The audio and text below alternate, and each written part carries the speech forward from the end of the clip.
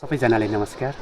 आज हामी चाहिँ यो ब्रिगेड 10 साबिक साथमा बसोबास गर्दै आउनुभएका रामबहादुर परिवार बचाउ अभियानमा जुटेका थियौँ। हाम्रो यसै ब्रिगेड 10 निगलपानीमा अवस्थित श्री धौलागिरी विकास क्लबको पहलमा उहाँ पीडितले हामी केही रकम सङ्कलन आर्थिक सङ्कलन गरेर आज हामी उहाँलाई आर्थिक सङ्कलन भएको रकम हस्तान्तरण गर्न आएका छौँ र उहाँको त्यो पीडा देख्दा र उहाँको यो समस्या देख्दा हाम्रा ब्रिगेड 10 निगलपानीका वासीहरूले बसोबास गर्दै र त्यहाँका निवासीहरू जो अहिले आफ्नै विभिन्न कार्य व्यस्तताले गर्दा विदेशमा हुनुहुन्छ, कोही विभिन्न जागिरमा कार्यरत हुनुहुन्छ, उहाँहरूको सहयोग हामी लिएर आइसकेका छौँ र हाम्रो दिदीबाई धौलागिरी विकास क्लबले पनि केही रकम उहाँले छुट्याएका छौँ र हामी यति बेला चाहिँ म जो उहाँले गीतलाई रामबहादुर परिवार बचाउ अभियानलाई उहाँको राहत होस् भनेर थोरै धेरै उहाँले सकेको सहयोग गर्नुभएको छ।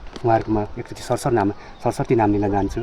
जो युवा बुद्धिजीवी जो यो समाजमा यस्ता दुःख घटना आइपर्दाखेरि जहिले पनि हामीले बोल्यो भने जोसुकै व्यक्तिले पनि बोल्दाखेरि उहाँले नाइ नभनिकन उहाँहरूले मन खुलेर दिन सहयोग जे जति सक्नुहुन्छ त्यो सहयोग दिँदै आइराख्नु भएको छ। उहाँहरूले म अझै पनि यस्ता परिघटनामा आइपर्दा उहाँहरूले हामीले रिक्वेस्ट गऱ्यौँ भने उहाँहरूले अवश्य पनि गर्नुहुनेछ। उहाँहरूले मेरो तर्फबाट र यो सिङ्गो धौलागिरी विकास क्लबको तर्फबाट पनि हार्दिक धन्यवाद ज्ञापन गर्न चाहन्छु। हुनुहुन्छ उहाँ दीपक कुमार बुढा जो साउदीमा हुनुहुन्छ, उहाँले रु 3000 रुपियाँ सहयोग गर्नुभएको छ। त्यसै गरी हुनुहुन्छ राजविक रु 2500 सहयोग गर्नुभएको छ, उहाँ पनि साउदीमा कार्यरत हुनुहुन्छ। जो जीवनविक रु 1000 सहयोग गर्नुभएको छ, उहाँ ग्रिसमा कार्यरत हुनुहुन्छ। समीर विक हुनुहुन्छ रु 1500 जो उहाँ साउदीमा कार्यरत हुनुहुन्छ। त्यसै गरी दिवाकर बुढा हुनुहुन्छ जो प्रभातमा नेपाल पुलिसमा कार्यरत हुनुहुन्छ। त्यसै गरी धनबहादुर बुढा युवा बुद्धिजीवी समाजसेवी व्यक्तित्व हुन्छ, ब्रिगेड 10 निगलपानी निवासी साबिक 8 निवासी हुनुहुन्छ। त्यसै गरी टोपबहादुर पुन एपिएफ सशस्त्र बलका हलदार हुनुहुन्छ जो मुस्ताङमा कार्यरत हुनुहुन्छ। त्यसै गरी शङ्कर रसाली युवा बुद्धिजीवी हुनुहुन्छ, उहाँले रु 1000 सहयोग गर्नुभएको छ।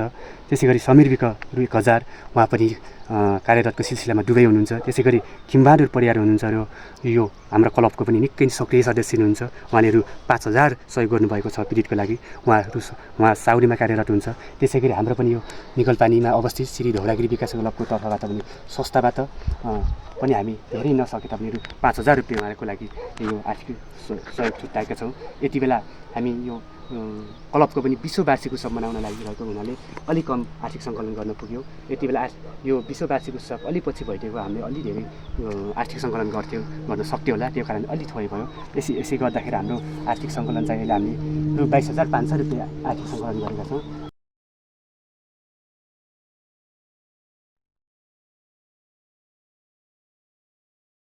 राम परियार जे जति सहयोग गर्नुभएछ निगलपानी धौलागिरी विकासले पनि मलाई धेरै सहयोग गर्नुभएको छ। उहाँहरूलाई धेरै धेरै धन्यवाद।